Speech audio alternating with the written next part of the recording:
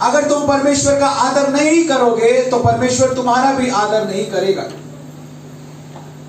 अगर आप आदर पाना चाहते हो, अनुग्रह पाना चाहते हो परमेश्वर का, दया पाना चाहते हो प्रभु की, उसके वायदों को अपने जीवन में पूरा होते हुए देखना चाहते हो, उसके वचन को अपने जीवन में पूरा होते हुए देखना चाहते हो, वो बहुतायत का जीवन चाहते हो जिसे देने के लिए यीशु मसीह आया, तो हमें उसके वचन को बहुत ही गंभीरता से लेने की जरूरत है। ये जीवित वचन है, ये शब्द नहीं है, ये आत्मा है। लिखा है प्रभु का वचन जीवित और प्रबल और हर एक दोधारी तलवार से अधिक चोखा है। वो गांठ गांठ और गूदे गूदे को आर पार छेदने वाला वचन, मन की भावनाओं को जांचने वाला वचन है, सामर्थी वचन है, जीवित वचन है। इसलिए उसके वचन का हमें आदर करना है। उसने अपने वचन को अपने बड़े नाम से भी अधिक महत्व दिया है, इसलिए हमें उसके वचन को बहुत महत्व देना है, बहुत ही गंभीरता से उसके वचन को लेना है। बहुत समय हुआ चीजें हमारे लिए जरूरी थी, लेकिन आज प्रभु ने मुझे आपके बीच में जो खड़ा किया है और इतनी दूर से जो मैं आपके बीच में आया हूं प्रभु के वचन को लेकर, प्रभु कह रहा है अब बहुत जरूरी से आपको अनिवार्य पे आने की जरूरत है। बहुत बार बहुत सारी चीजें हमारे लिए जरूरी होती हैं। बाइबल पढ़ना हमारे लिए जरूरी है, किसी के लिए जरूरी है, किसी के लिए बहुत जरूरी है, और किसी के लिए बहुत बहुत और बहुत जरूरी है। लेकिन आज परमेश्वर कह रहा है मुझे इसके आगे तुमसे कुछ चाहिए। अब ये तुम्हारे लिए अनिवार्य होना चाहिए, कंपल्सरी होना चाहिए। हालेलुया। इसके बिना ये नहीं हो सकता कि हमारी आत्मिक उन्नति हो। ये अनिवार्य है हमारे लिए। बोलो अनिवार्य, बोलो कंपल्सरी। प्रार्थना करना मात्र जरूरी नहीं, प्रार्थना करना अनिवार्य है। जब तक हमारे जीवन में ये जरूरी शब्द रहेगा तब तक समझौता रहेगा, तब तक समझौता रहेगा, चाहे कम समझौता या ज्यादा समझौता, लेकिन समझौता तब तक हमारे जीवन में रहेगा जब तक हमारे जीवन में या तो ये जरूरी हो, या बहुत जरूरी हो, या बहुत बहुत जरूरी हो। लेकिन जिस दिन और जिस घड़ी हमारे लिए ये आत्मिक बातें, बाइबल पढ़ना, वचन को मनन करना, प्रार्थना करना, अकेले परमेश्वर के साथ व्यक्तिगत प्रार्थना में समय बिताना, हर रविवार कलीसिया में आना, पवित्र संगतियों में जाना, सत्संग में जाना,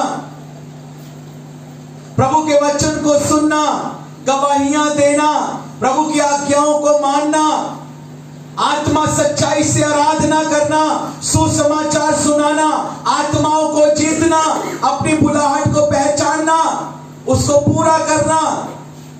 जब हमारे लिए ये सारी आत्मिक बातें जरूरी से अनिवार्य हो जाएंगी तो मैं आपको कहना चाहता हूं वो परमेश्वर के लिए भी आपको आशीष देना अनिवार्य हो जाएगा। वो परमेश्वर के लिए भी आपको चंदा करना अनिवार्य हो जाएगा, क्योंकि वो अपने वचन के अनुसार काम करने वाला परमेश्वर है। जब आप उसके वचन पर चलेंगे, उसके वायदों को आप अपने जीवन में पूरा होते हुए देखेंगे।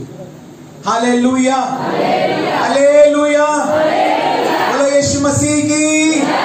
इसलिए इन बातों को हमको समझने की जरूरत है और बहुत गंभीर आज हमको होने की जरूरत है। अपनी आत्मिक उन्नति के बारे में हमको बहुत गंभीर होने की जरूरत है। हालेलुया।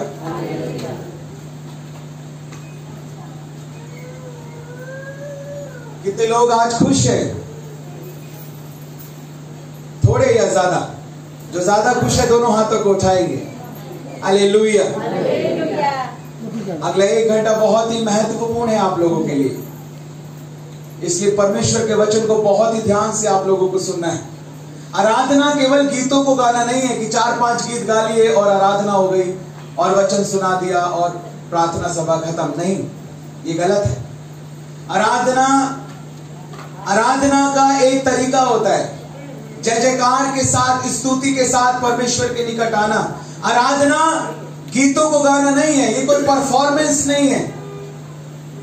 सबको शामिल करना है, सबको। जैसे आपने देखा आज आराधना हुई, आप सबको मैंने उत्साहित किया कि आप अपने मुंह को खोलें, आप बोलें, क्योंकि जब तक आप मुंह नहीं खोलेंगे तब तक प्रभु आपको भर नहीं पाएगा। आप पेट्रोल भरवाने के लिए पेट्रोल पंप पे जाते हैं और पेट्रोल पंप वाले को बोलते हैं, भैया मेरी गाड़ी में पेट्रोल भर दो, और पेट्रोल का ढक्कन बंद रखते हैं और वो पाइप लेके खड़ा हुआ है और कह रहा है ढक्कन तो खोल, तभी तो पाइप अंदर डालूंगा और तभी तो पेट्रोल अंदर जाएगा और तभी तो पावर आएगी और तभी तो गाड़ी आगे बढ़ पाएगी। ये ढक्कन है हमारा मुंह, जिसको हमें खोलने की जरूरत है। प्रभु कहता है अपने मुंह को खोल और मैं उसे पवित्र आत्मा के पेट्रोल से भर दूंगा। हालेलुया। प्रभु कहता है अपने मुंह को खोल और मैं तेरे मुंह को भर दूंगा। अपने मुंह को हमें खोलने की जरूरत है। बिना बोले उद्धार नहीं मिलता, बिना बोले उद्धार नहीं मिलता। रोमियो की पत्री 10 अध्याय 9 पद में लिखा है, यदि तू प्रभु यीशु मसीह को प्रभु जानकर अपने हृदय से विश्वास करे और अपने मुंह से अंगीकार करे कि परमेश्वर ने उसे मरे हुए में से जिलाया है, तो तू निश्चय उद्धार को पाएगा। जब हम बोलते हैं, प्रभु यीशु मसीह के नाम को लेते हैं, प्रभु यीशु मसीह को अपने व्यक्तिगत उद्धारकर्ता के रूप में अंगीकार करते हैं, हृदय से विश्वास करते और मुंह से अंगीकार करते हैं, तो हमें उद्धार मिलता है। बिना बोले शादी भी नहीं होती। पादरी पूछता है, क्यों भैया ये लड़की तुम्हें अपनी पत्नी के रूप में पसंद है? तो बोलना पड़ता है, हां जी, कबूल है, स्वीकार है, आमीन, बोलना पड़ता है। वो दूल्हा हमारा प्रभु यीशु मसीह हमें लेने के लिए आ रहा है, हम उसकी दुल्हन है। हालेलुया। हमें बोलना है कि हम उससे बहुत प्यार करते हैं। हालेलुया। और अपने प्यार को केवल शब्द तक सीमित नहीं रखना, अपने प्यार को हमें एक क्रिया बनाना है, एक काम बनाना है। हमारे कामों में वो प्रेम दिखना चाहिए। Hallelujah, hallelujah. ऐसी आराधना होनी चाहिए जिसमें सब लोग शामिल हों। अपने पापों के लिए क्षमा मांगे। आराधना में ये बहुत ही महत्वपूर्ण भाग है। आप जय जयकार कर रहे हैं, स्तुति कर रहे हैं, प्रभु की महिमा कर रहे हैं, लेकिन उसके बाद फिर हर एक को, यहां देखिए मेरी तरफ, हर एक को अपने पापों के लिए, अपने अपराधों के लिए और अपने अधर्म के लिए प्रभु से क्षमा मांगना अनिवार्य है। जब तक हम उसके लहू से साफ नहीं होंगे, उसका पवित्र अभिषेक हमारे अंदर नहीं आएगा, उसके आत्मा को हम महसूस नहीं कर पाएंगे। यदि उस पवित्र आत्मा को हमने शोकित किया है, उस पवित्र आत्मा को हमने बुझाया है, तो हमें उससे क्षमा मांगने की जरूरत है, मन फिराने की जरूरत है, पश्चाताप करने की जरूरत है, अपने पापों को मानने की जरूरत है, छोड़ने की जरूरत है, बदलने की जरूरत है। पाप अलग होता है, अपराध अलग होता है और अधर्म अलग होता है। कितने लोग जानते हैं? पाप, अपराध और अधर्म अलग होता है। जब हम प्रभु के पास आते हैं, आराधना करते हैं या प्रार्थना करते हैं, अपने पापों के लिए क्षमा मांगे। पाप क्या होता है? जो भी आपने व्यवस्था का उल्लंघन किया है, जो भी आपने प्रभु की आज्ञा को तोड़ा है, जहां भी आपने पवित्र आत्मा को शोकित किया है, गलत शब्दों को बोलने के द्वारा, गालियां देने के द्वारा, अनियंत्रित क्रोध करने के द्वारा, प्रभु के वचनों को ना मानने के द्वारा, प्रभु की आज्ञाओं को ना मानने के द्वारा, ये पाप होता है। अपराध क्या होता है? इसको समझे तो एक पाप का एक बड़ा रूप भी हो सकता है, लेकिन अपराध समझने के लिए इस तरह भी समझा जा सकता है कि प्रभु यीशु मसीह ने कहा, यदि तू अपने अपराधियों को क्षमा नहीं करेगा तो मैं भी तेरे अपराधों को क्षमा नहीं करूंगा। यानी कोई क्षमाहीनता, कोई कड़वाहट, कोई बदले की भावना, कोई ईर्ष्या, कोई बैर, कोई भी कड़वी जड़ हमें अपने हृदय में नहीं रखनी, क्योंकि अगर हम कोई भी कड़वी जड़ अपने हृदय में रखेंगे तो लिखा है वो कड़वी जड़ फूट कर बाद में हमें कष्ट देगी। उससे हमारा ही नुकसान है अगर हम किसी को माफ नहीं कर रहे। इसलिए प्रभु कहता है क्षमा करो कि तुम्हें भी क्षमा किया जाए। और शायद हमारे साथ इतना बुरा नहीं हुआ जितना प्रभु यीशु मसीह के साथ किया गया, जितना उनका अपमान किया गया। जब यीशु मसीह की पीठ के ऊपर कोड़े मारे जा रहे थे, बाइबल स्कॉलर्स बताते हैं, मैं एक पढ़ रहा था एक कमेंट्री को, उसमें उसको एक्सप्लेन किया गया एक प्रभु के दास के द्वारा। उन्होंने कहा उस कोड़े के ऊपर 3 चीजें लगी थी। जो कोड़े प्रभु यीशु मसीह की पीठ पर मारे जा रहे थे उसमें कांच के टुकड़े लगे हुए थे, कांच के टुकड़े उस कोड़े के अंदर लगे हुए थे। उसके ऊपर नुकीली हड्डियां लगी हुई थी, नुकीली हड्डियां उस कोड़े के ऊपर लगी हुई, और लोहे की कीलें भी उस कोड़े के ऊपर लगी हुई थी। तो सोचिए, कांच, नुकीला कांच, नुकीली हड्डियां और नुकीली कीलें उस कोड़े के ऊपर लगी हुई थी, और 39 बार, ये बाइबल में नहीं लिखा लेकिन बाइबल स्कॉलर्स जो एक्सप्लेन करके बताते हैं, 39 बार जब वो कोड़ा यीशु मसीह की पीठ के ऊपर मारा जा रहा था तो हर बार मांस उखड़कर, नसें फटकर उन हड्डियों में चिपक कर आ रही थी, उन कांच के टुकड़ों में चिपक कर आ रही थी, उन कीलों में चिपक कर आ रही थी। और 39 कोड़े मारे जाने के बाद यीशु मसीह की पीठ इतनी कोड़ों से छलनी हो गई थी कि यीशु मसीह के पीठ के अंदर की हड्डियां तक जख्मी हो गई थी। हड्डियां तक जो है वो दिखाई दे रही थी कि वो जख्मी हो रही।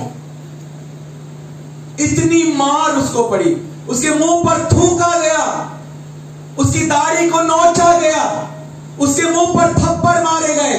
वो जो पूरी दुनिया का बनाने वाला था, जिसने मनुष्य की रचना की, जो आदि और अंत और अल्फा और ओमेगा है, जो कहता अगर मैं एक विनती करूं तो मेरा पिता स्वर्गदूतों की पलटने यहां भेज देगा, जिस परमेश्वर ने आग और गंधक बरसाकर सदोम और गमोरा जैसे शहरों को खत्म कर दिया, जिसने पूरी पृथ्वी को जल प्रलय के द्वारा खत्म कर दिया, वो सर्वशक्तिमान, सर्वज्ञानी, सर्वव्यापी, राजाओं का राजा और प्रभुओं का प्रभु, जो बड़े जलाल में आ रहा है, जब वो मेमने के रूप में आया था, बलिदान होने के लिए आया था। ये परमेश्वर की इच्छा थी, हमारे उद्धार के लिए ये परमेश्वर ने योजना बनाई थी।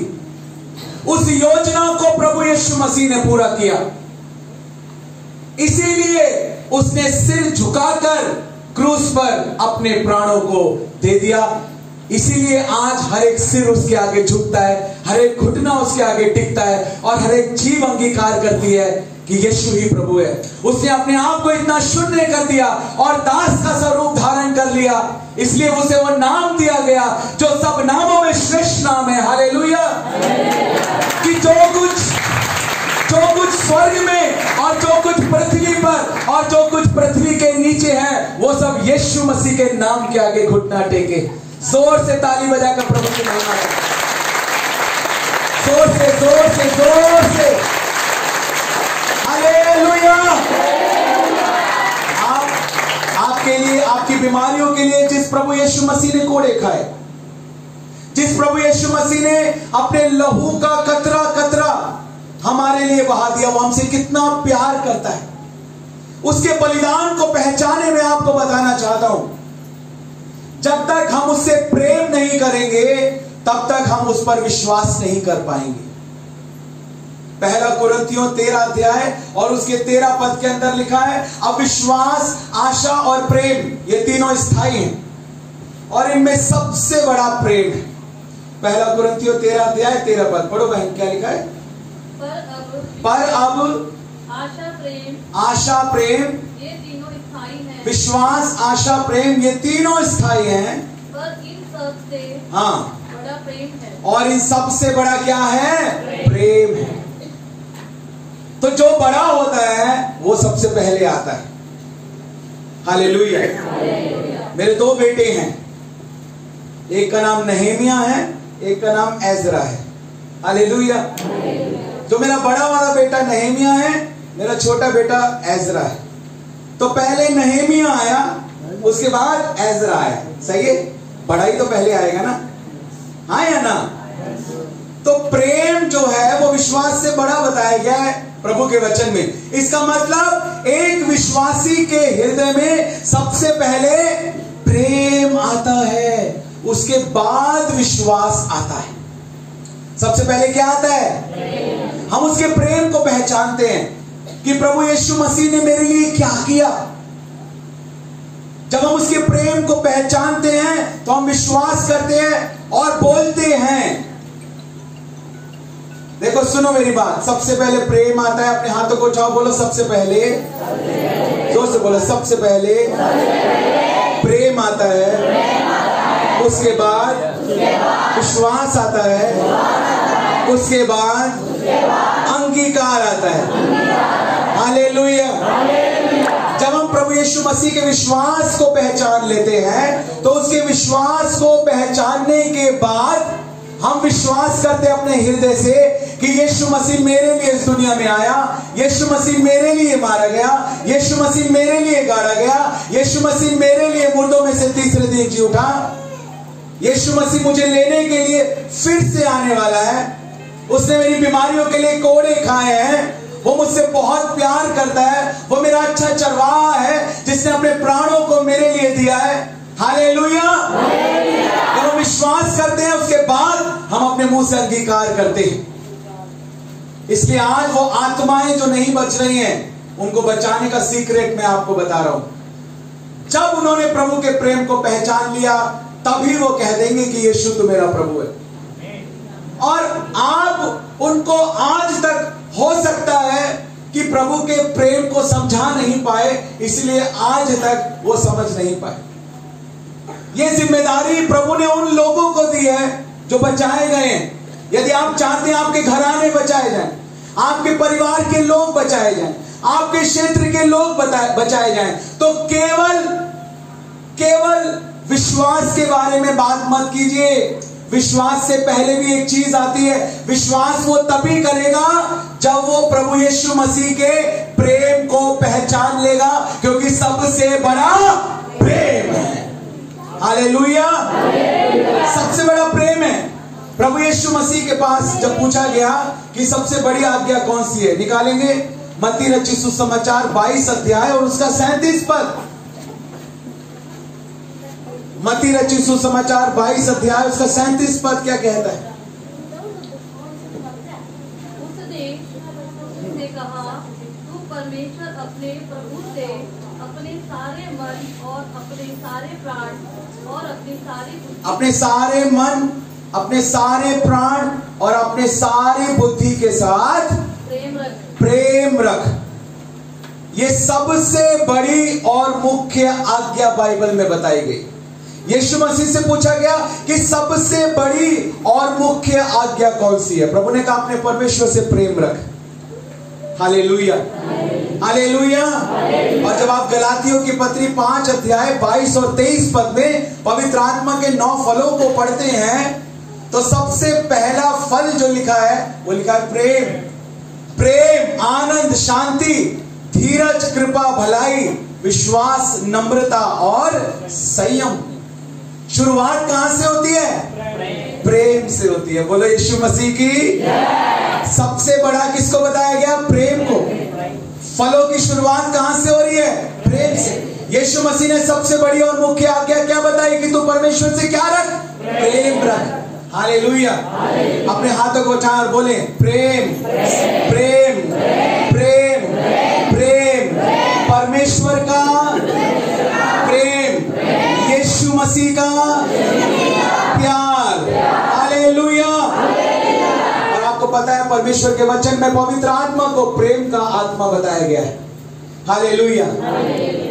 तिमोथी की पत्री 2 तिमोथी 1 अध्याय 7 पद में लिखा है कि परमेश्वर ने हमें भय का आत्मा नहीं दिया और उसने हमें सामर्थ, संयम और प्रेम का आत्मा दिया है।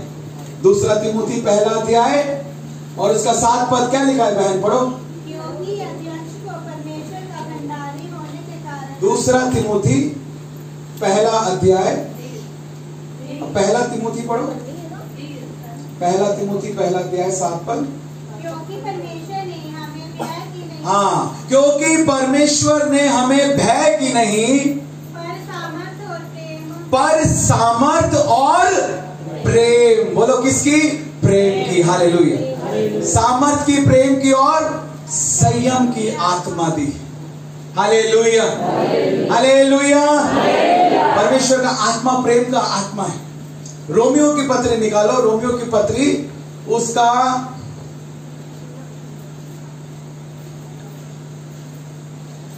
मैं आपको समझाना चाहता हूं इन चीजों को। आज ये चीजें आपके अंदर घर पर।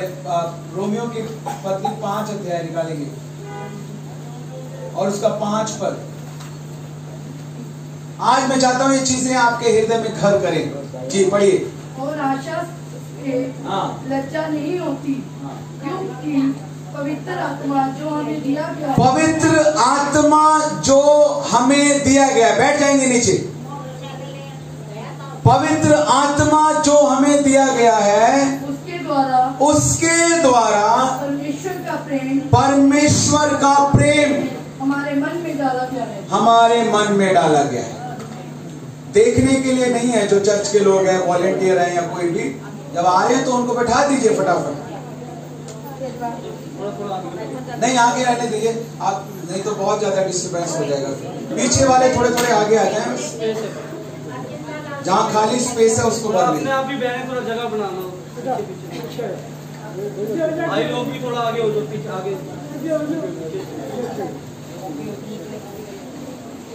एक बार फिर से पढ़ेंगे। और आशा से लज्जा नहीं होती, क्योंकि पवित्र आत्मा जो हमें दिया गया है, उसके द्वारा परमेश्वर का प्रेम हमारे मन में डाला गया है। एक माइक अगर दे देंगे तो पढ़ रहे हैं ना, थोड़ा अच्छा हो, सबको सुनाई दे क्या पढ़ा जाए। जी पढ़े। और आशा से लज्जा नहीं होती, क्योंकि पवित्र आत्मा जो हमें दिया गया है, उसके द्वारा परमेश्वर का प्रेम हमारे मन में डाला गया है। पवित्र आत्मा के द्वारा क्या किया गया है? परमेश्वर का जो प्रेम है, परमेश्वर का जो प्रेम है वो हमारे मनों में डाला गया है। हालेलुया। पवित्र आत्मा के द्वारा जो परमेश्वर का जो प्रेम है वो हमारे मनों में डाला गया है। इस प्रेम की हमें जरूरत है। कितने लोग प्रभु यीशु मसीह की आज्ञाओं को मानना चाहते हैं? हम प्रभु यीशु मसीह की आज्ञाओं को मान सकते हैं अगर हम प्रभु यीशु मसीह से प्रेम करते हैं तो। यूहन्ना रचित सुसमाचार उसका 14 अध्याय उसका 15 पद पढ़िए, क्या लिखा है? यूहन्ना रचित सुसमाचार 14 अध्याय और उसका 15 पद। हाँ पढ़िए, जोर से पढ़िए। यदि तुम मुझसे प्रेम रखते हो, यदि तुम मुझसे प्रेम रखते हो, यीशु मसीह कह रहे हैं, तो मेरी आज्ञाओं को मानोगे, तो मेरी आज्ञाओं को मानोगे। Hallelujah, hallelujah. यदि तुम मुझसे प्रेम रखते हो तो मेरी आज्ञाओं को मानोगे। इसका मतलब अगर हम प्रभु यीशु मसीह की आज्ञाओं को मानना चाहते हैं तो हमें प्रभु यीशु मसीह से प्रेम करना होगा। हालेलुया। और वो प्रेम हम यीशु मसीह से कैसे कर सकते हैं? वो प्रेम हम यीशु मसीह से तब कर सकते हैं जब पवित्र आत्मा के द्वारा हमारे मनों में प्रेम उंडेला जाए। हालेलुया। जब पवित्र आत्मा हमें शक्ति देगा तो जिसे हम माफ नहीं कर पा रहे उसे हम माफ कर पाएंगे। जब पवित्र आत्मा हमारी मदद करेगा, पवित्र आत्मा जो है वो हमारा सहायक है। इसी अध्याय में लिखा हुआ है, जब हम पढ़ते हैं कि यीशु मसीह कहते हैं कि मैं पिता से विनती करूंगा और वो तुम्हें एक और सहायक देगा। Hallelujah, hallelujah. एक और सहायक, वन मोर हेल्पर। इसको बंद कर दो माइक। होली स्पिरिट जो है वो हमारा हेल्पर है, हालेलुया, हमारा मददगार है। अपने हाथों को उठाओ, बोलो पवित्र आत्मा मेरा सहायक है, हालेलुया। अगर आप प्रभु की आज्ञाओं को मानना चाहते हो मेरे भाइयों मेरी बहनों, आपको प्रभु से प्रेम करना होगा, और वो प्रेम का आत्मा ही दे सकता है, जिसका पहला फल प्रेम बताया गया है, जिस प्रेम को सबसे बड़ा बताया गया है, जिस आज्ञा को सबसे बड़ा बताया गया है, वो प्रेम जब हम प्रभु यीशु मसीह से करेंगे, हम उसकी आज्ञाओं को मानेंगे, हालेलुया। और वो प्रेम पवित्र आत्मा के द्वारा हमारे हृदय में उंडेला जाता है, और वो पवित्र आत्मा कहीं और नहीं है, वो पवित्र आत्मा हमारे अंदर है, हालेलुया। वो हमारे अंदर है, पवित्र आत्मा हमारे अंदर है, वो हमारे अंदर परमेश्वर के प्रेम को उंडेलना चाहता है, हालेलुया। हर्ष के तेल से, खुशी के तेल से परमेश्वर हमारा अभिषेक करना चाहता है, हालेलुया। जब पवित्र आत्मा का अभिषेक आता है तो दुख आनंद में बदल जाता है, क्योंकि वो तेल, वो अभिषेक जो होता है वो हर्ष के तेल से अभिषेक किया जाता है, हालेलुया, हालेलुया। पवित्र आत्मा आपको ताकत देगा। आप वचन को नहीं पढ़ सकते, आप पढ़ोगे। हमारी बहन है, एक बहन सुधा बरेली में, उन्होंने मुझसे कहा कि भैया मैं पढ़ाई बहुत समय पहले छोड़ दी थी, मैं पढ़ना भी नहीं जानती थी, लिखना भी नहीं जानती, लेकिन आज इतने अच्छे अच्छे नोट्स बनाकर वो बहन व्हाट्सएप के ग्रुप में डालती। जब वो प्रभु के आत्मा के अभिषेक को उसने पाया, पवित्र आत्मा ने उसे पढ़ना सिखा दिया, उसे लिखना सिखा दिया। मैं हिमाचल में गया था एक जगह, और मुझे लगभग 75 से 80 साल की एक आंटी मिली, और आपको आश्चर्य होगा, वहां पर उन्होंने मेरे को कहा कि आप इतना पेज नंबर निकालो, ये वाला वचन निकालो, ये बाइबल में सीधी तरफ लिखा है, ये ऊपर लिखा है, ये नीचे लिखा है। उनको ना तो पढ़ना आता है, उनको ना लिखना आता है, लेकिन उनको कम से कम बाइबल के 8 से 10,000 वचन मुंह जुबानी याद है, हालेलुया। आज लोग बहाना बनाते हैं, हमें पढ़ना नहीं आता, हमें लिखना नहीं आता। जब पवित्र आत्मा का अभिषेक आता है तो असंभव भी संभव हो जाता है, हालेलुया।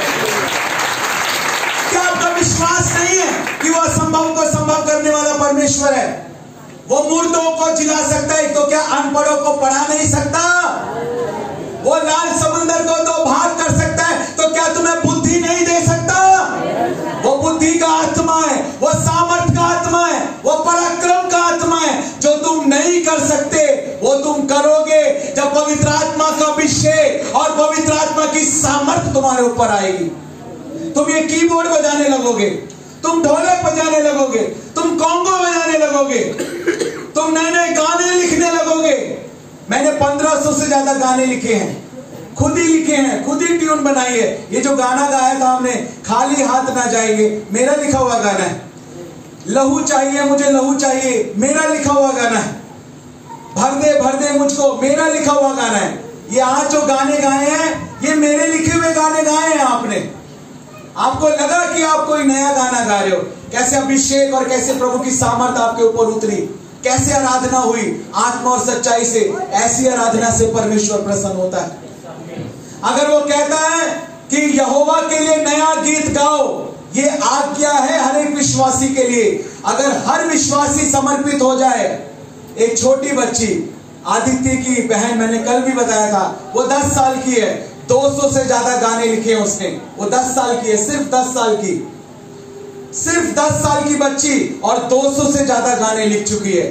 हम कहां हैं अपने आत्मिक क्षेत्र में? आज देखें, हम देखते हैं उसका मकान इतना बड़ा है, उसका मकान छोटा है, उसके मकान में टाइल लगी है, उसके मकान में नहीं लगी है, उसका इतने गज में है, उसका इतने गज में। मैं आज बात कर रहा हूं आपके आत्मिक घर की। आपका आत्मिक घर कितना सुंदर है। ये जो पवित्र आत्मा का मंदिर है, ये कितना इस्तेमाल हो रहा है प्रभु की महिमा के लिए। ये भवन है, जैसे ये भवन है जिसमें आप बैठे हो, ऐसे ही जो आपकी देह है, जो आपका शरीर है, ये पवित्र आत्मा का मंदिर है, ये परमेश्वर का भवन है। इस भवन में जैसे यहां पर महिमा हो रही है वचन के द्वारा, आराधना के द्वारा, संगति के द्वारा, ऐसे ही इस देह में भी परमेश्वर की महिमा होनी चाहिए, क्योंकि हम अपने नहीं हैं। यीशु मसीह ने अपने लहू का दाम देकर हमें मोल ले लिया है। Hallelujah, hallelujah. हम यीशु मसीह के लहू के द्वारा खरीदे गए। हमारी कीमत कितनी है? कितनी कीमत है हमारी? ये पानी की बोतल आप देख रहे हैं, बिस्लरी वाटर 20 रुपीज, इसकी कीमत 20 रुपए। आप 20 रुपए देते हैं, पानी की बोतल ले लेते हैं। अब ये किनले कंपनी की नहीं है, बिस्लरी कंपनी की नहीं है, अब ये आपकी हो चुकी है। अब इसके ऊपर आपका अधिकार है, जब चाहो ढक्कन खोलो और पी लो, क्योंकि इसके 20 रुपए आपने दिए हैं और इसको खरीद लिया। इसी प्रकार एक कीमत को यीशु मसीह ने हमारे लिए दिया, और वो कीमत पता है क्या थी जो यीशु मसीह ने दी? हमारा छुटकारा सोने या चांदी या किसी नाशवान वस्तु के द्वारा नहीं हुआ। हमारा छुटकारा यीशु मसीह के बेशकीमती लहू के द्वारा हुआ है। हालेलुया। यीशु मसीह ने अपने लहू की कीमत दी है, और उसका लहू कितना कीमती है। कितने करोड़ों रुपए में मिलता है यीशु मसीह का लहू? हाँ, कितने पैसे में मिलता है यीशु मसीह का लहू? नहीं, वो बेशकीमती है, वो पैसों से खरीदा नहीं जा सकता। हालेलुया। और वो बेशकीमती, निष्पाप, निष्कलंक, पवित्र लहू, सामर्थी लहू, छुटकारा देने वाला लहू, वो लहू हमें चाहिए, और उस लहू के द्वारा हमारा छुटकारा हुआ है। यीशु मसीह ने अपने लहू का दाम देकर हमें मोल ले लिया है। अब हम अंधकार के नहीं हैं, अब हम ज्योति की संतान बन चुके हैं। अब यीशु मसीह हमारा उद्धार करता है, यीशु मसीह हमारा मालिक है। उसने हमारी देह को अपने लहू का दाम देकर मोल ले लिया है। पौलुस कहता है कि अब मैं जीवित ना रहा, बल्कि मसीह मुझ में जीवित है। हालेलुया। पौलुस कहता है मैंने अपनी देह को मैंने यीशु के साथ क्रूस पर चढ़ा दिया। जब यीशु मसीह को क्रूस पे चढ़ाया गया, सुनो मेरी बात, ध्यान से मेरी तरफ देखो। जब यीशु मसीह को क्रूस पर चढ़ाया गया, तो जितने यीशु मसीह के मारे जाने, गाड़े जाने और जी उठने के ऊपर विश्वास रखते हैं, उठाए जाने के ऊपर विश्वास रखते हैं, वापस आने के ऊपर विश्वास रखते हैं, जितने यीशु मसीह के ऊपर विश्वास रखते हैं, जीवित विश्वास रखते हैं, जितने यीशु मसीह के ऊपर जीवित विश्वास रखते हैं, वो सब भी यीशु मसीह के साथ मारे जा चुके हैं, यीशु मसीह के साथ गाड़े जा चुके हैं, यीशु मसीह के साथ जी उठे हैं, यीशु मसीह के साथ उठाए जा चुके हैं, यीशु मसीह के साथ स्वर्गीय स्थानों में बैठाए जा चुके हैं, स्वर्गीय आशीषों के भागी बन चुके हैं। बनेंगे नहीं, बन चुके हैं। हालेलुया, हालेलुया, बोलो यीशु मसीह की। हम यीशु मसीह के साथ स्वर्गीय स्थानों में बैठाए जा चुके हैं। अब हमें दुख उठाने की जरूरत नहीं है, अब हमें क्रूस उठाने की जरूरत नहीं है। देखो इस बात को समझो, मेरी तरफ देखो। परीक्षा अलग होती है, परखना अलग होता है, प्रलोभन अलग होता है, और सताव अलग होता है। धर्म के कारण सताया जाना एक बात है, और अपनी बेवकूफी से, अपनी लापरवाही से, अपनी अनाज्ञाकारिता से शैतान के प्रलोभन में फंसना और मुसीबत में पड़ना, वो एक अलग बात है। आज लोग अपनी बेवकूफी से, अपनी लापरवाही से बीमार हैं। अपनी बेवकूफी से और अपनी लापरवाही के कारण हम लोग आज कर्जे में हैं, गरीबी में हैं, श्रापों में हैं, बंधनों में हैं, लेकिन हम कहते हैं ये तो मैं प्रभु के कारण सताया जा रहा हूं। नहीं, ऐसा नहीं। प्रभु के कारण सताया जाना अलग बात है। हालेलुया। अपमान होना, निंदा होना, यीशु मसीह के वचन पर चलने के कारण जब लोग तुम्हारी निंदा करें तो आनंदित और मगन होना, क्योंकि स्वर्ग में तुम्हारे लिए बड़ा प्रतिफल है। हालेलुया। वो है धर्म के कारण सताया जाना, उसको कहते हैं धर्म के कारण सताया जाना। हालेलुया, हालेलुया, बोलो यीशु मसीह की।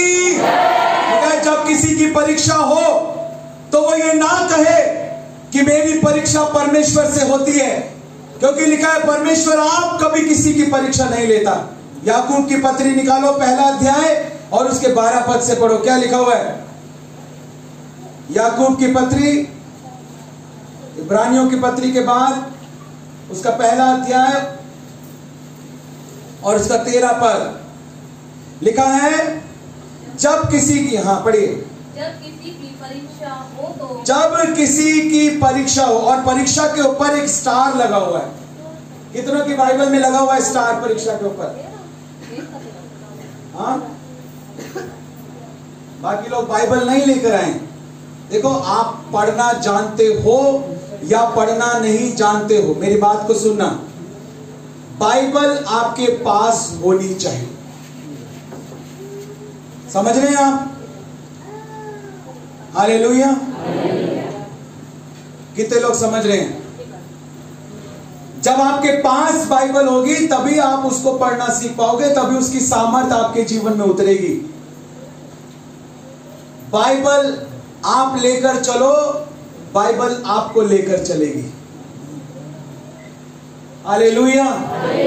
बहुत ही, मैंने आपको बताया ना, वो आंटी, उनको पढ़ना नहीं आता, लिखना नहीं आता, लेकिन उनको 8 से 10,000 वचन याद है। यहां पर कोई है जो कह सकता है कि मुझे 100 वचन पूरे याद है? अगर ऐसा कोई है तो अपने स्थान पर खड़ा हो जाए, मैं उसको एक तोहफा देना चाहता हूं। कम से कम 100 वचन अगर आप कहते हैं कि आपको याद है। बाइबल में टोटल कितने वचन हैं? हाँ, ताली बजाएंगे मीनू सिस्टर की। मैं दूंगा 31,173 वचन बाइबल के अंदर है। कितने? 31,173 वचन 66 किताबों में। हमको कितने वचन याद हैं? एक अनपढ़ को, जिसको पढ़ना और लिखना नहीं आता, उसको 8-10 हजार वचन याद है, लेकिन हमको देखो आज 100 वचन भी याद नहीं। हमारे चर्च के बच्चे वचन याद कर करके वीडियो बना बना के ग्रुप में डालते, याद करते हैं, हर संडे वचन याद करके आते हैं, और सब बच्चों से हर चर्च में वचन सुना जाता है। बड़े लोग वचन याद करते हैं, छोटे वचन याद करते हैं। जब हमें पता ही नहीं है कि प्रभु के वचन में क्या लिखा है, तो हम कैसे उनको क्लेम कर सकते हैं, कैसे उसकी आशीष हम पा सकते हैं? सुन सुनकर याद कर रहे हैं लोग। जिनको पढ़ना नहीं आता, लिखना नहीं आता, वो अपने घर में बच्चों से कहते हैं जिनको पढ़ना आता है पढ़, और वो पढ़ता है और वो पीछे पीछे बोलते हैं, और ऐसे वो पढ़ता है बच्चा और वो पीछे पीछे बोलते हैं, और ऐसे बोल बोल के फिर पूरा दिन उस वचन को बोलते रहते हैं। ऐसे कर करके उन्होंने हजारों वचन याद कर लिए हैं। ये वचन में ताकत है, ये वचन में सामर्थ है, ये वचन जीवित है। प्रभु कह रहा है मेरे ज्ञान के ना होने से मेरी प्रजा नाश हो रही है। प्रजा क्यों नाश हो रही है? और प्रभु किसी और के लिए नहीं बोल रहा। प्रभु कह रहा है मेरी प्रजा मेरे ज्ञान के ना होने से नाश हो रही है। मेरे लोग, मेरे पीछे चलने वाले लोग, मेरा नाम लेने वाले लोग, मुझ पर विश्वास करने वाले लोग, वो नाश हो रहे हैं। आज भी आप देखो, उनके जीवन में बहुतायत का जीवन नहीं है जिसे देने यीशु मसीह आया। लोग सोचते हैं वो बहुतायत का जीवन तो अनंत जीवन है। नहीं, अनंत जीवन अलग है और बहुतायत का जीवन अलग है। अनंत जीवन तो मिलेगा ही मिलेगा, लेकिन जो यीशु मसीह के पीछे चलेगा उसे 100 गुना भी मिलेगा, उसे बहुतायत का जीवन भी मिलेगा। हालेलुया। और वो ही देने के लिए यीशु मसीह आया। यीशु मसीह ने हमारी बीमारियों के लिए कोड़े खाए, वो हमको बीमार नहीं देखना चाहता। यीशु मसीह ने हमारे पापों के लिए लहू बहाया, वो हमें पापों में नहीं देखना चाहता। हालेलुया। यीशु मसीह हमारे लिए मर गया, अब हमें यीशु मसीह के लिए मरने की जरूरत नहीं।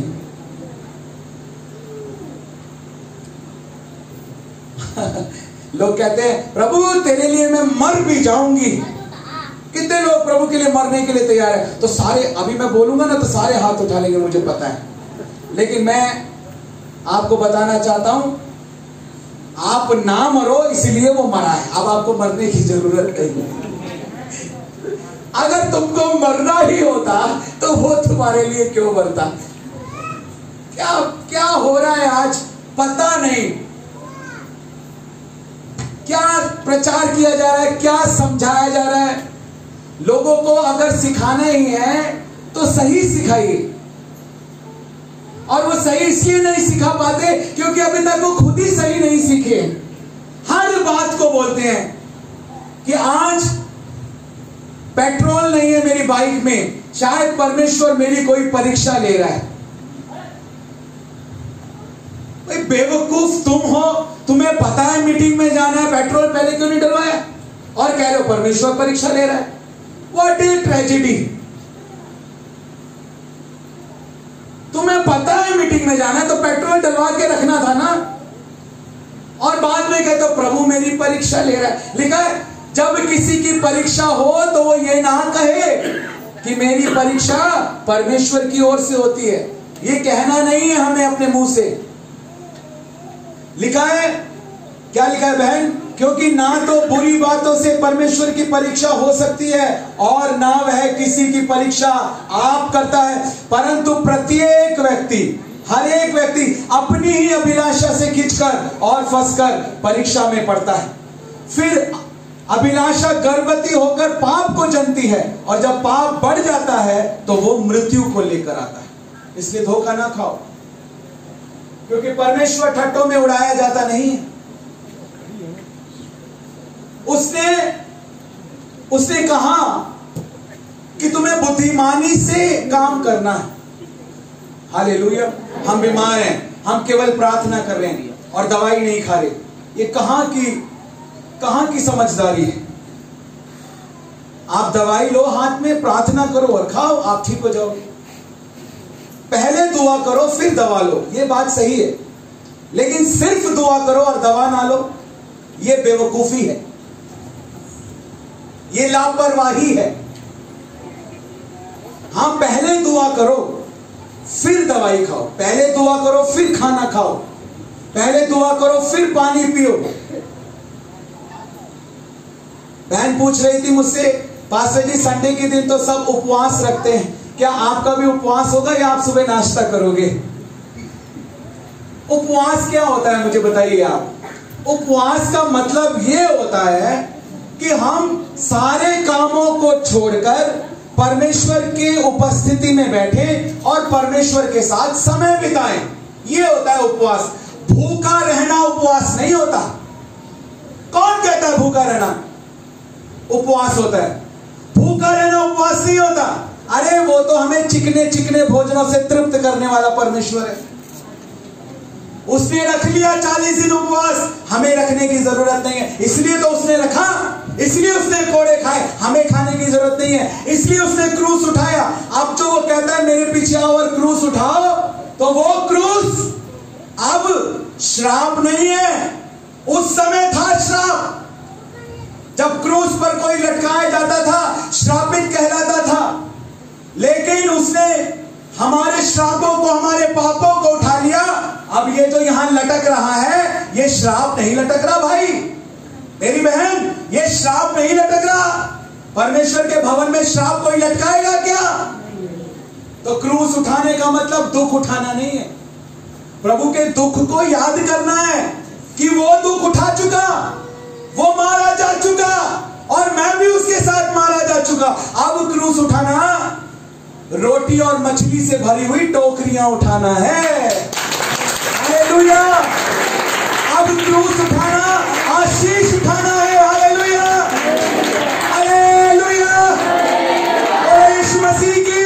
नहीं, प्रभु के पीछे चलेंगे तो दुख तो आएंगे, बीमारियां तो आएंगी, परेशानियां तो आएंगी, मरना तो पड़ेगा, शहीद होना पड़ेगा। स्तिफनुस भी तो शहीद हुआ था, मैं भी होऊंगा। स्तिफनुस इसलिए शहीद हुआ था क्योंकि उसने अपने मुंह से कहा था कि हे प्रभु मेरी आत्मा को ग्रहण कर। इसलिए उसकी आत्मा निकल गई थी उसके अंदर से, क्योंकि उसने मुंह से बोल दिया था। लेकिन पौलुस को जब पत्थर मारे गए और पौलुस को लोगों ने सोचा कि ये मर गया, लेकिन पौलुस ने अपने मुंह से नहीं बोला कि प्रभु मेरी आत्मा को ग्रहण कर, और लोग चले गए उसे मरा हुआ समझकर, और वो फटाक से खड़ा हो गया और प्रचार करना शुरू कर दिया। क्योंकि पौलुस जानता था जीव के वश में मृत्यु और जीवन दोनों है। जो गलती स्तिफनुस ने की वो मैं नहीं करूंगा, मैं तो अपनी दौड़ को पूरा करके रहूंगा। हालेलुया, हालेलुया, बोलो यीशु मसीह की। परमेश्वर ने तुम्हें मरने के लिए नहीं, परमेश्वर ने तुम्हें अपने लिए जीने के लिए बुलाया। हालेलुया, हालेलुया, हालेलुया, यीशु मसीह की। अगर तुम्हें मारना ही होता तो वो मृत्यु के डंक को क्यों कुचलता। Hallelujah, hallelujah. वो कैसे भी अपनी महिमा ले सकता है, वो कैसे भी अपना काम कर सकता है। मेरे प्रियो, कौन सा बाप होगा जो अपने बच्चे को दुख में देखकर खुश होता हो। लिखा है जब तुम बुरे होकर अपने बच्चों को अच्छी वस्तुएं देना जानते हो, तुम्हारा स्वर्गीय पिता तुम्हें मांगने पर तुम्हें पवित्र आत्मा क्यों ना देगा। और उसने हमें अपना आत्मा दिया है और उसका आत्मा हमारे अंदर है। कमी है अगर तो आज मैं भारत के हर राज्य में गया हूं, विदेशों में गया हूं, हजारों की संख्या में कलीसियाओं में मैंने प्रचार किया है। 5-5, 10 हजार की भीड़ में 140 देशों में मैंने प्रचार किया है टेलीविजन के माध्यम से। मैं आपको बताना चाहता हूं, हर जगह जो कमी मुझे नजर आई वो वचन की ही कमी थी और कोई कमी नहीं। कि वचन के भेद नहीं। बाइबल ट्रेनिंग हो सकती है, PhD हो सकती है, लेकिन प्रकाशन नहीं है, क्योंकि आत्मा का अभिषेक नहीं है, आत्मा की सामर्थ नहीं है। मैंने भी बाइबल कॉलेज किया है और बाइबल कॉलेज में टॉप किया है। हालेलुया। लेकिन जो अभिषेक सिखाता है वो सबसे बड़ा होता है। The best is in you. आपको हो सकता है पास्टर सिद्धार्थ अच्छा संदेश दे, हो सकता है कोई और प्रभु का आदरणीय दास आए वो और अच्छा संदेश दे, हो सकता है और कोई प्रभु का आदरणीय दास आए वो उससे भी बहुत अच्छा संदेश दे, लेकिन जो सबसे अच्छा संदेश है वो आपके अंदर से आएगा, क्योंकि वो पवित्र आत्मा है जिसके पास बेस्ट है आपके लिए। वो पवित्र आत्मा है जो आपके अंदर है, जो आपको बेस्ट देगा। उससे आपको सीखना है। किताबें पढ़ना अच्छी बात है, सुसमाचार सुनना अच्छी बात है, प्रचारकों को सुनना अच्छी बात है, लेकिन हम पवित्र आत्मा से सुनना कब शुरू करेंगे? कितने लोग पवित्र आत्मा से सुनते हैं? कितने लोग पवित्र आत्मा से सीखते हैं? हमें एक सहायक दिया गया है, लेकिन होता यह है कि हम कभी उस हेल्पलाइन का इस्तेमाल ही नहीं करते। हमें प्रार्थना के लिए एक मददगार दिया गया है, लेकिन हम कभी उसकी मदद नहीं लेते। हमें आराधना के लिए एक मददगार दिया गया है, लेकिन हम कभी उसकी मदद नहीं लेते। हमें सुसमाचार सुनाने के लिए एक मददगार दिया गया है, लेकिन हम उसकी मदद नहीं लेते। हमें नए नए गीतों को देने वाला कोई हमारे अंदर है, लेकिन हम कभी उससे लेते नहीं हैं। हमें लेना नहीं आता। अगर एक 10 साल की बच्ची 200 गाने ले सकती है तो आप तो 2000 ले सकते हो, लेकिन आज आपने 10 भी नहीं लिया, आपने 1 भी नहीं लिया। पवित्र आत्मा के पास क्या कमी है? बारिश की कमी नहीं है, आपको बस छाता हटाने की जरूरत है। हालेलुया। और मैं आपको बताऊं, शैतान पर दोष लगाना आप लोग छोड़ दीजिए। 90% लोग कलीसियाओं में आज ऐसे हैं जो शैतान के ऊपर दोष लगाने में सारा समय बिता देते। उसने जादू किया है, उसने टोना किया है। शैतान, जब मैं बाइबल पढ़ता हूं तो मुझको नींद आने लगती है, प्रार्थना में मुझको आलस आता है। जिस दिन संडे चर्च जाना होता है उसी दिन शैतान घर में लड़ाइयां करा देता है। शैतान ये कर रहा है, शैतान वो कर रहा है, शैतान ये नहीं करने दे रहा, शैतान वो नहीं करने दे रहा। हर समय पूरा ध्यान शैतान के ऊपर लगाए रहते हैं। शैतान पर दोष मत लगाइए, शैतान का काम है दोष लगाना, आप उसका काम मत करो। जिसका काम दोष लगाना है, आज हम उसी के ऊपर दोष लगा रहे हैं, हम उसका काम कर रहे हैं, हम परमेश्वर का काम नहीं कर रहे। शैतान पर दोष लगा के हम शैतान का काम कर रहे हैं, क्योंकि उसका काम है दोष लगाना। प्रभु कहता है दोष मत लगाओ कि तुम पर भी दोष न लगाया जाए। मेरी बात को समझिए, शैतान तब तक तेरे जीवन में कुछ नहीं कर सकता जब तक तू उसको मौका नहीं देगी या तू उसको मौका नहीं देगा। जब हम शैतान को मौका देंगे तभी वो हमारे जीवन में कुछ कर सकता है, नहीं तो वो हमारे जीवन में कुछ नहीं कर सकता, कुछ भी नहीं कर सकता। ना आपके परिवार के, ना आपके पति के, ना आपके बच्चों के। अगर आप सही हो, आपकी पूरी फैमिली में वो इंटरफेयर नहीं कर पाएगा, पूरी फैमिली में। ये मत कहना कि पति अभी नहीं आया प्रभु में, इसलिए शैतान उसके जीवन में ये काम कर रहा है। नहीं, वो तुम्हारी कमी है, तुम्हारी कमी है वो। शैतान को हम मौका देते हैं अपनी अनाज्ञाकारिता के कारण, अपने गलत अंगीकार के कारण, अपने गलत शब्दों के कारण, पवित्र आत्मा को शोकित करने के कारण हम शैतान को मौका देते हैं हमारे जीवन में काम करने का। शैतान कुछ नहीं है, वो हारा हुआ है। यीशु मसीह ने उसको हरा दिया। अंधकार की शक्तियों का, शत्रु का यीशु मसीह ने क्रूस के ऊपर खुल्लम खुल्ला तमाशा बनाया। शैतान को हमारे पैरों के नीचे कर दिया है। शैतान हमारे पैरों के नीचे है। अगर हम उसको सिर पर बैठाएंगे तो वो डांस करेगा। आप समझ रहे हैं? हालेलुया। शैतान पर दोष मत लगाओ मेरे भाइयों, मेरी बहनों। शैतान कुछ नहीं कर सकता, कुछ भी नहीं कर सकता शैतान। और परमेश्वर पर भी दोष मत लगाओ कि प्रभु ऐसा कर रहा है, शायद परमेश्वर की ये इच्छा है। नहीं, ये परमेश्वर की इच्छा नहीं थी।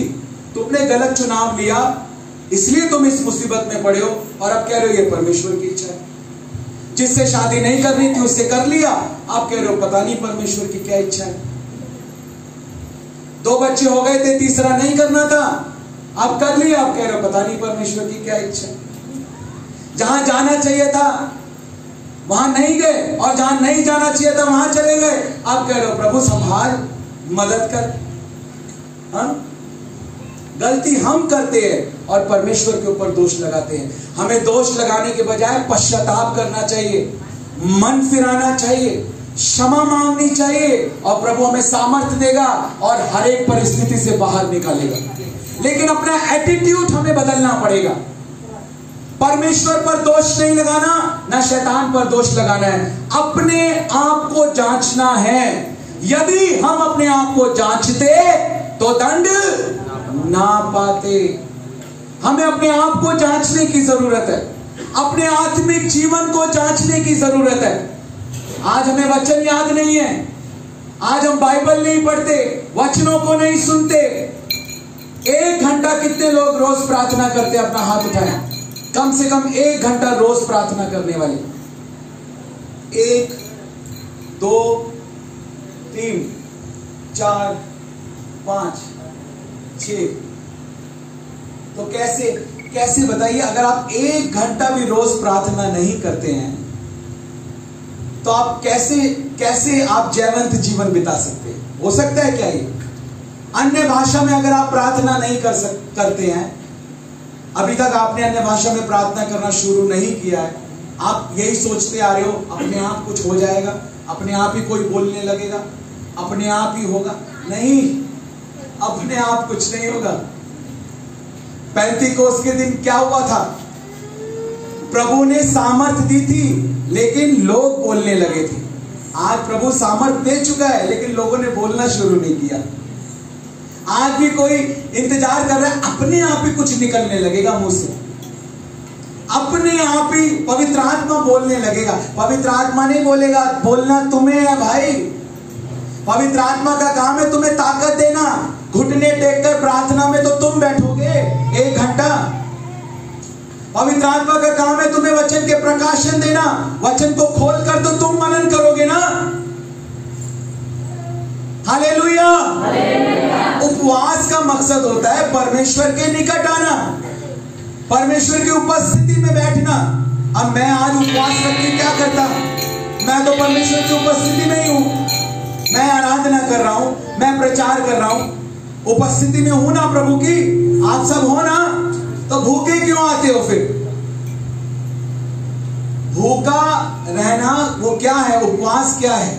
एक कमिटमेंट, किसी चीज के लिए विशेष प्रार्थना। इन सब बातों से बढ़कर प्रभु के साथ समय बिताना। जब हम अपनी जिंदगी में व्यस्त होते हैं, प्रभु को समय नहीं दे पाते, हम रोज 1 घंटा प्रार्थना करते हैं, तो उपवास वाले दिन हमें कम से कम 3 घंटे प्रार्थना करनी। वो वाला माइक बंद कर दो, यहाँ से थोड़ा धीमा कर दो।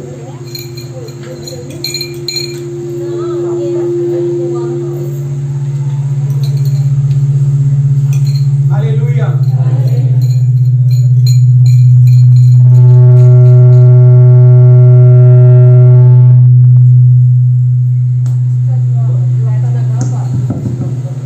हालेलुया।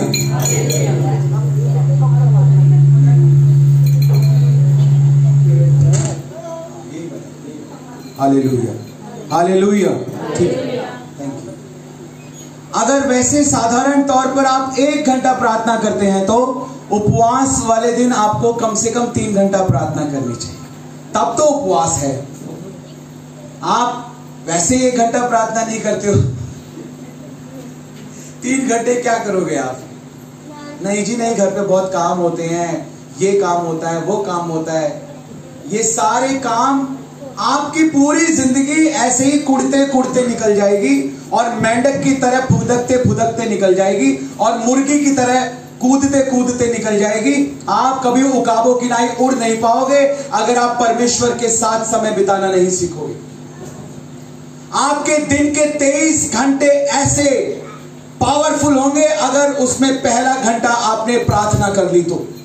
होता क्या है, शैतान हमको पूरा दिन पीटता है, पूरा दिन पीटता है, लड़ाई में, झगड़े में, चिंता में, और हम पिटते हैं उससे। होना क्या चाहिए? सुबह आंख खुलते ही, इससे पहले कि आप बिस्तर से नीचे जमीन पर कदम रखे, बिस्तर पर ही घुटने टेक ले। नीचे लेटे हैं तो चादर से बाहर जाने से पहले ही उस चादर के ऊपर, उस गद्दे के ऊपर, उस चटाई के ऊपर, उस मंजे के ऊपर घुटने टेक लें और शैतान की सुबह सुबह इतनी पिटाई कर दें।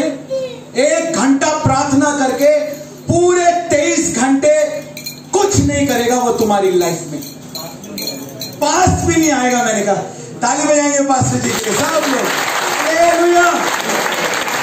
फटकेगा भी नहीं हो।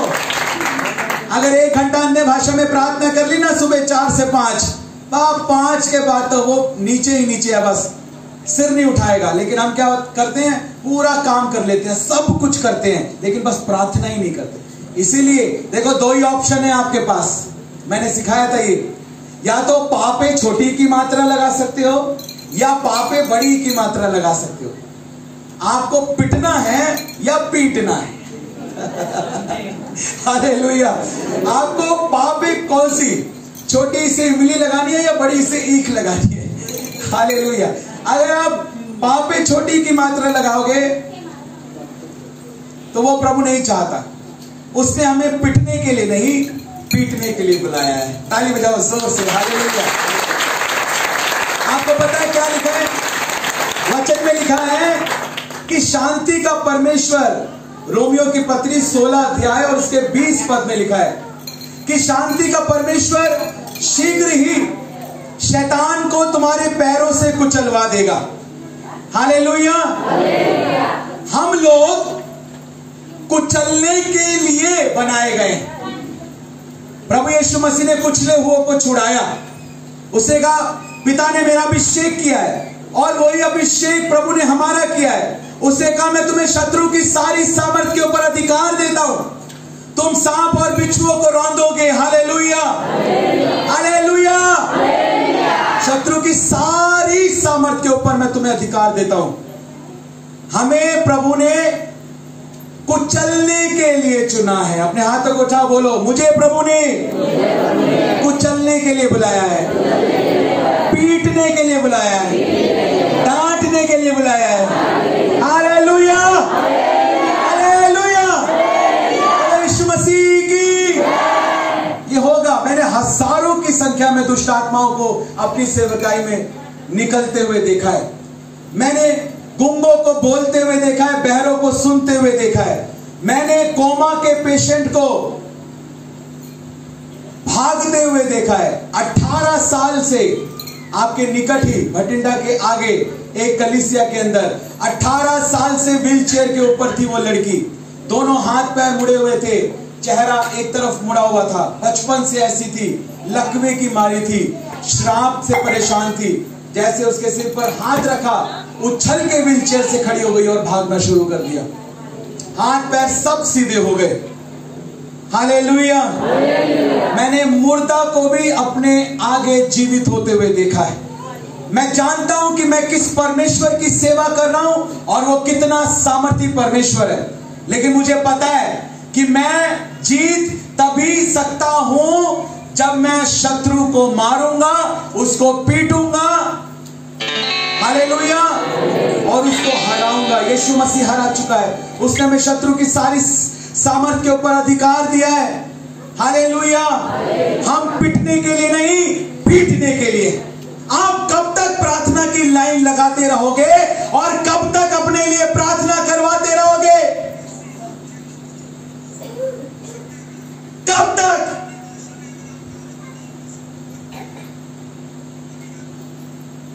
विश्वास करने वालों के ये चिन्ह होंगे कि वो बीमारों पर हाथ रखेंगे और वो चंगे हो जाएंगे। आज अगर बीमारी में भी हो, बीमारों पर हाथ रखो। जैसा तुम उसके लिए खेती को सींचोगे, तुम्हारी खेती भी सींची जाएगी। ये सीक्रेट है बाइबल के। हर परिस्थिति में प्रभु के लिए खड़े होना सीखो। हालेलुया। और मैं तारीफ करता हूं पास्टर जी की। इतने बुखार में होने के बावजूद, इतने कमजोरी होने के बावजूद भी इतना दूर मीटिंग के लिए गए, इतना परिश्रम किया, सब बातों को संभाला। एक बार पास्टर जी के लिए जोर से ताली बजाएंगे, जोर से ताली बजाएंगे। हालेलुया। परमेश्वर का धन्यवाद कीजिए कि प्रभु ने आपको एक ऐसा दास दिया है। हालेलुया। एक ऐसा सेवक दिया है जो हर परिस्थिति में प्रभु के लिए खड़े होने के लिए तैयार है। Hallelujah, hallelujah.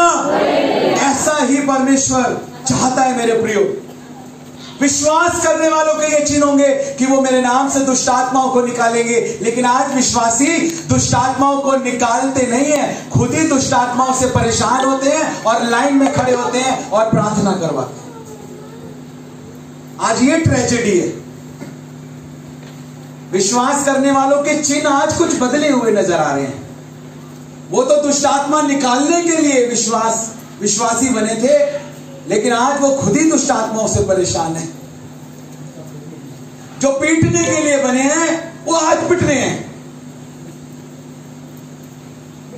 जो मारने के लिए बने हैं आज वो मार खा रहे हैं। क्यों?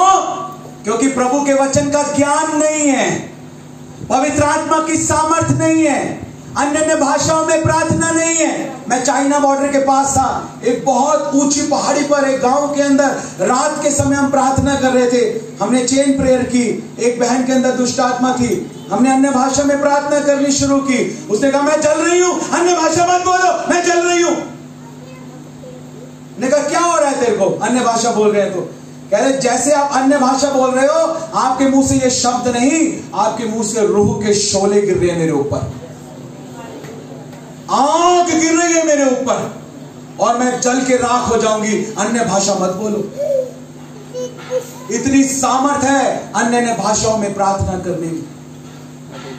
जैसे प्रभु ने स्वर्ग से वो आग बरसाई और सदोम और गमोरा का नाश किया, आज कोई भी पाप, कोई भी बुरी आदत, कोई भी जुआ, कोई भी बंधन, कोई भी सांसारिक चीज यदि आपके घर में है, आपके परिवार में है, आपके शरीर में है, आपके मन में है, चिंता के रूप में, खेदित मन के रूप में, पुरानी यादों के रूप में, पुराने अपमान के रूप में, आज जब आप अन्य भाषा में प्रार्थना करेंगे, मैं कह रहा हूं स्वर्ग से आग उतरेगी यीशु मसीह के नाम में। हालेलुया। और हर एक बुरी आदत, हर एक बुरा विचार, हर एक पुरानी याद सब खत्म होगी यीशु मसीह के सामर्थी नाम में। और ये पवित्र आत्मा के द्वारा होगा। प्रभु कहता है ना बल से, ना शक्ति से, लेकिन मेरी आत्मा के द्वारा हो जाएगा। हालेलुया। पहली बात प्रभु के प्रेम को पहचानना है। अगर विश्वास करना है तो जीवित विश्वास करना है। अपनी आत्मिक उन्नति के बारे में हमको गंभीर होना है। हमारे लिए आत्मिक उन्नति बाइबल पढ़ना, प्रार्थना करना, संगति करना, कलीसिया में जाना, सुसमाचार सुनाना, ये जरूरी नहीं बल्कि अनिवार्य होना चाहिए। हालेलुया। और हमें वचन के अधीन होना है, आज्ञाओं को मानना है, और हमें शैतान को मारना है, उसको पीटना है, उसको कुचलना है। शैतान आपसे इतनी नफरत क्यों करता है आपको पता है? क्योंकि आप परमेश्वर के परिवार के लोग हो। परमेश्वर ने हाथी को देखा और हाथी के बच्चे को देखा और कहा हाथी तेरा बच्चा तेरे जैसा है। घोड़े को देखा और घोड़े के बच्चे को देखा और कहा घोड़ा तेरा बच्चा तेरे जैसा है। और शेर को देखा और शेर के बच्चे को देखा और कहा तेरा बच्चा शेर तेरे जैसा है, मेरा बच्चा कहां है? प्रभु ने कहा मेरा बच्चा कहां है जो मेरे जैसा दिखता हो, जो मेरी तरह बोलता हो, मेरी तरह देखता हो। और वो नीचे मिट्टी में बैठ गया और उसने मिट्टी से एक पुतला बनाया और उसके नथनों में अपने आत्मा को, अपने जीवन की श्वास को फूंक दिया और उसका बेटा पैदा हो गया, आदम बन गया, मनुष्य बन गया। और प्रभु ने कहा इसे मैंने अपनी समानता में बनाया है, और उसने अधिकार दिया उसे सब चीजों के ऊपर। उसने कहा ये मेरे जैसा है, ये मेरा बेटा है। हालेलुया। स्वर्गदूतों के अंदर परमेश्वर ने अपनी आत्मा को नहीं फूका, हमारे अंदर फूका है। हालेलुया। पुनरुत्थान के बाद जब प्रभु यीशु मसीह, जब चेले बैठे हुए थे, यीशु मसीह आए, यीशु मसीह ने अपने आत्मा को फूका और कहा पवित्र आत्मा लो। पेंतीकोस के दिन पवित्र आत्मा उतरा। हालेलुया। आपको पता है वो पवित्र आत्मा आपके अंदर है, परमेश्वर का आत्मा आपके अंदर है, और वो सिर्फ एक अनुभव की चीज नहीं है। हाँ, आग उसका एक प्रतीक है। कल एक भाई मेरे पास आया, पता नहीं आज वो यहाँ है या नहीं, और उसने कहा कि जब आप कह रहे थे आपके हाथों में फायर आप महसूस कर रहे हैं, तो मैं अपने हाथों में आग को महसूस कर रहा था, जलन को महसूस कर रहा था। उस भाई ने आकर मुझको बताया आग उसका एक प्रतीक है। आप आग के समान उसको अनुभव कर सकते हैं, और कल आपने किया भी होगा और आज भी आप करने जा रहे हैं। आप बारिश के समान उसको अनुभव कर सकते हैं, एक बादल के समान उसको अनुभव कर सकते हैं, एक कबूतर के समान उसको अनुभव कर सकते हैं, तेल उंडेले जाने के समान उसको अनुभव कर सकते हैं। ये पवित्र आत्मा के प्रतीक है। लेकिन इन सब से बढ़कर एक बात को हमेशा ध्यान रखिए, पवित्र आत्मा का एक व्यक्तित्व है। पवित्र आत्मा बोलता है, पवित्र आत्मा बात करता है, पवित्र आत्मा छूता है, पवित्र आत्मा हमारे अंदर है। हालेलुया। वो हमें इस्तेमाल करना चाहता है। क्या हम इस्तेमाल होना चाहते हैं? आज प्रश्न ये है। प्रेरितों के काम 2 अध्याय निकालेंगे, उसके बाद हम लोग प्रार्थना में जाएंगे। 2 अध्याय 2 पद से पढ़ेंगे। एकाएक जब पिन्तेकुस्त का दिन आया तो वे सब एक जगह इकट्ठे थे। एकाएक आकाश से बड़ी आंधी की थी, सनसनाहट का शब्द हुआ और उससे सारा घर जहाँ वे बैठे थे गूंज गया और उन्हें आग की सृष्टि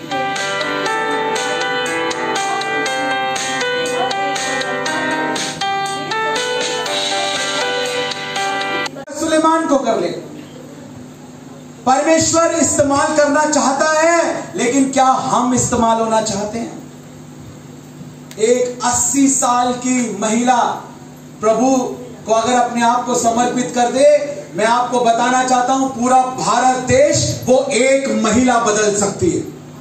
पूरा भारत देश बदल देगी एक 80 साल की बुजुर्ग महिला, अगर वो अपने जीवन को पूरी तरह से प्रभु यीशु मसीह को समर्पित कर दे। जवानों को तो छोड़ दीजिए, एक बुढ़ा ही काफी है उसके लिए, एक बुजुर्ग काफी है परमेश्वर के लिए। लेकिन आज वो भी नहीं मिल रहा पवित्र आत्मा को। आज पवित्र आत्मा ढूंढ रहा है कोई एक तो मुझे मिल जाए इस देश में, कोई एक तो मुझे मिल जाए जो पूरी तरह मेरा काम करने के लिए समर्पित हो।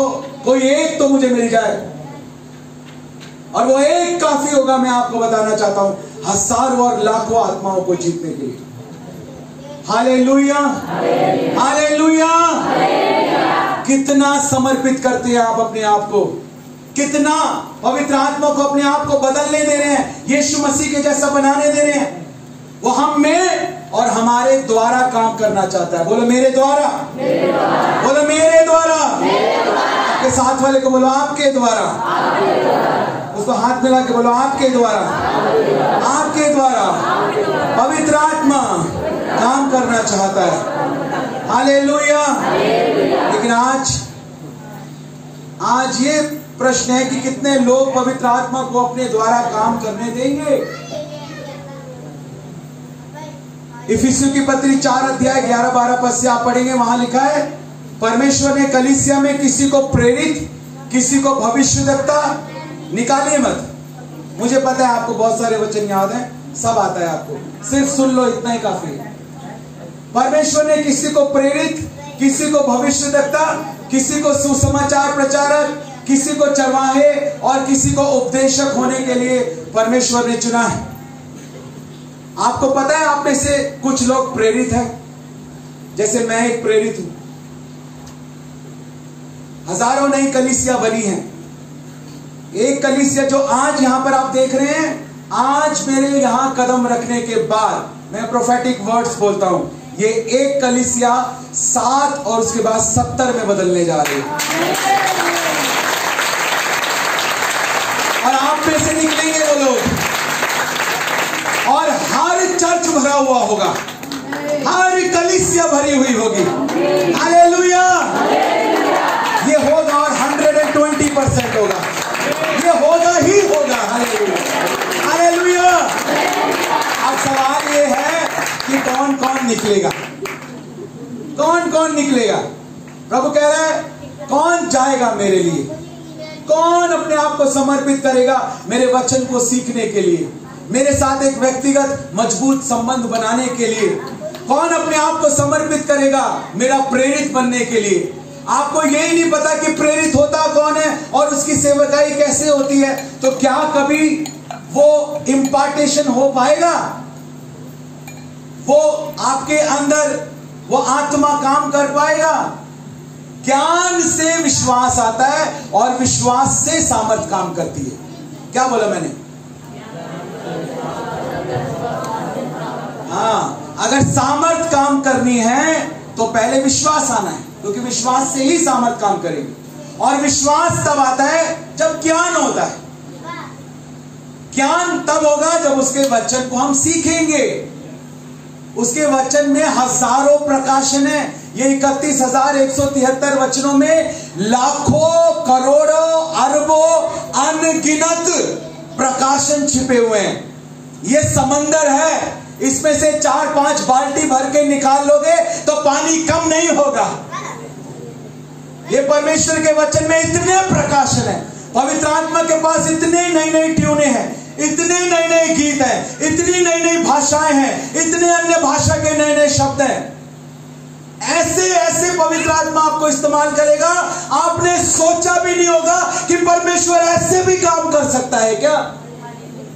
ऐसे परमेश्वर आपको इस्तेमाल करेगा, लेकिन उपलब्ध होना है उसके लिए।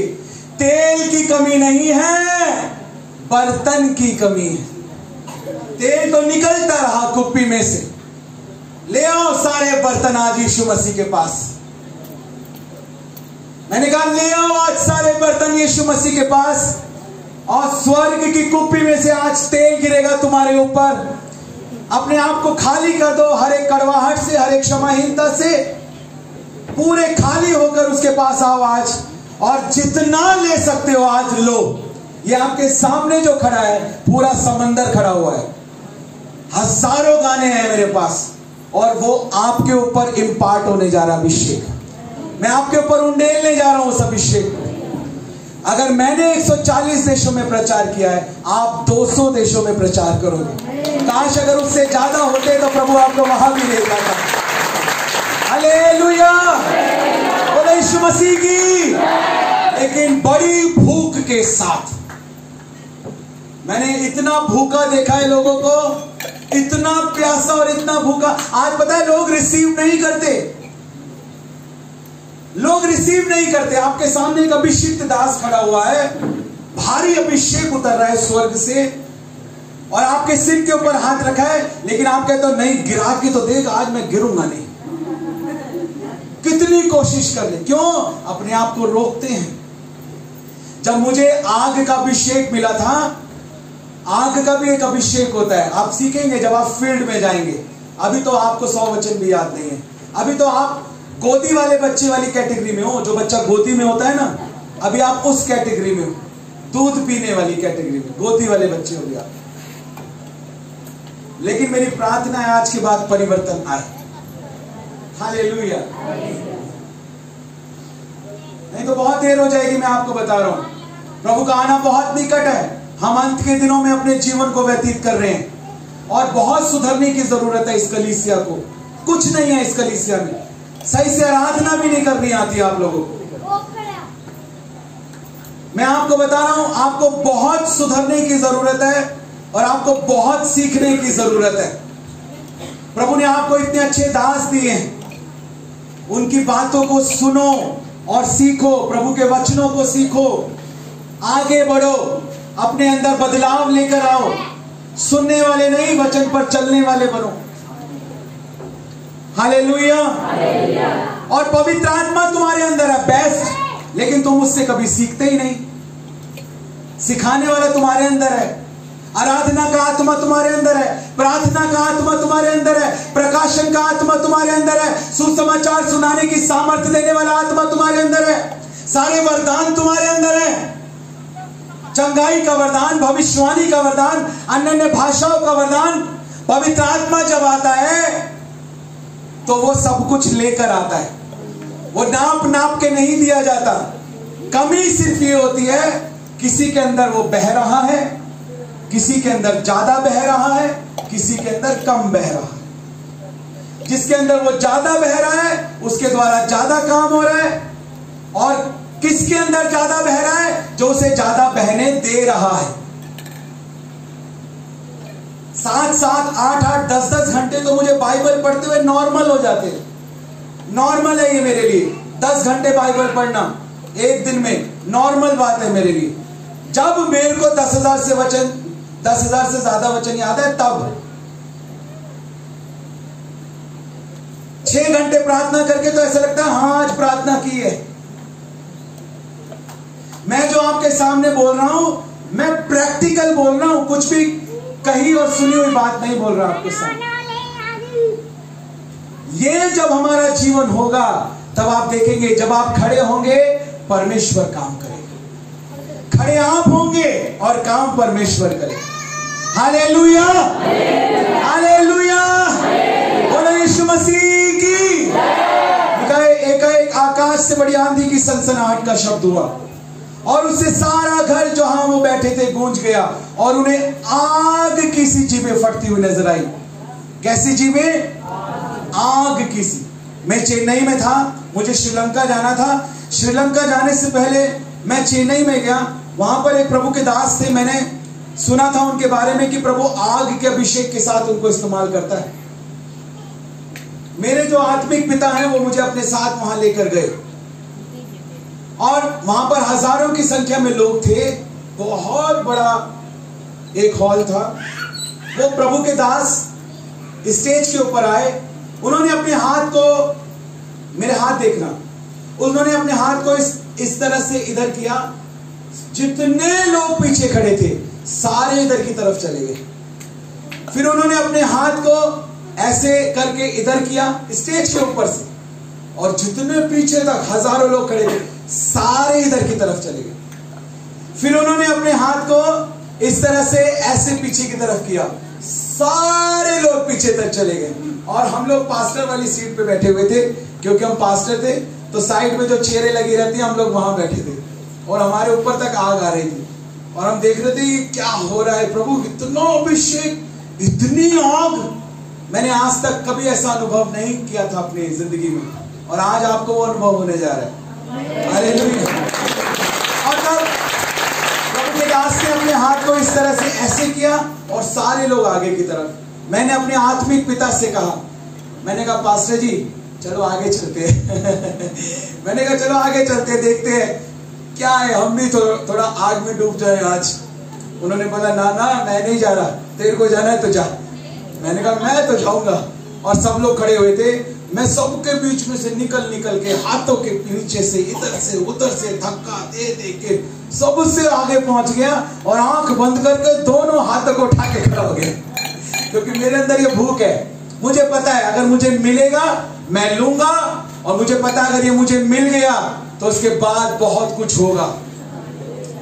हालेलुया। मुझे इस बात की शर्म नहीं कि मैं गिर जाऊंगा, लोग कहेंगे ये गिर गया, या ये चिल्ला रहा है, या ये कूद रहा है, या ये हाथ ऐसे ऐसे कर रहा है, या ये क्या कर रहा है। मैंने कहा नहीं, मुझे इस बात की कोई शर्म नहीं है, मुझे बस लेना है, मुझे ये अभिषेक लेना है। और मैं आगे पहुंच गया, सबसे आगे, और मैंने हाथों को उठा लिया। और उसके बाद मुझे ऐसा लगा जैसे समंदर में एक लहर, जब आप गहरे में जाते हैं आप कंट्रोल नहीं कर सकते पानी, जब तक आप समुद्र के किनारे हो आप खड़े हो सकते हो, लेकिन अगर आप अंदर चले गए उसके बाद पानी जहां लेके जाएगा आपको जाना पड़ेगा। ऐसे पवित्र आत्मा को आप कंट्रोल नहीं कर सकते, पवित्र आत्मा आपको कंट्रोल करता है। हालेलुया। और वो आपको नुकसान नहीं होने देगा, इस बात को ध्यान रखिए। सब कुछ पवित्र आत्मा के नियंत्रण में जब होता है वो आपको नुकसान नहीं होने देगा। ये वो समंदर है, जैसे नामान कोड़ी ने डुबकी लगाई और पाप चला गया, ये वो समंदर है जिसमें हमें डूबने की जरूरत है। Hallelujah, hallelujah. और जब मैंने उस आग को अनुभव किया, फिर मेरे अंदर एक और इच्छा जागी। मैंने कहा अब ये प्रभु का दास मेरे सिर पर हाथ रखना चाहिए, एक बार, बस एक बार मेरे सिर पर हाथ रख देंगे। मेरे अंदर ये इच्छा हुई, और कैसे ना कैसे करके बात करके मौका मिल गया।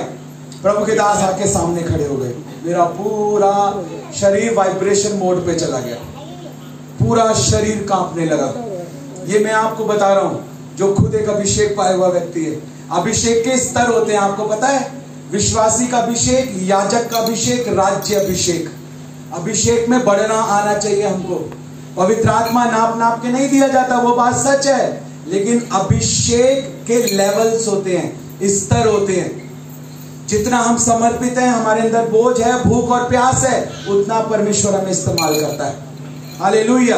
ये बहुत गहरी बातें हैं, बहुत बड़ी बातें, ये अभी आप पचा नहीं पाएंगे, इसलिए अभी मैं आपको नहीं खिलाऊंगा। लेकिन जब मैं वहां पर पहुंचा, मैं इससे पहले कि उनको कुछ बताता कि मेरा नाम क्या है या मैं क्या चाहता हूं, उन्होंने मेरे बारे में सब कुछ बता दिया। मैं कौन हूं, मैं कहां से आया हूं, मैंने कितने गाने लिखे हैं, मैं कहां जा रहा हूं, तू दिल्ली से आया है, तू इतने गाने लिख चुका है, तू श्रीलंका जा रहा है, सब कुछ बता दिया मेरे बारे में। हालेलुया।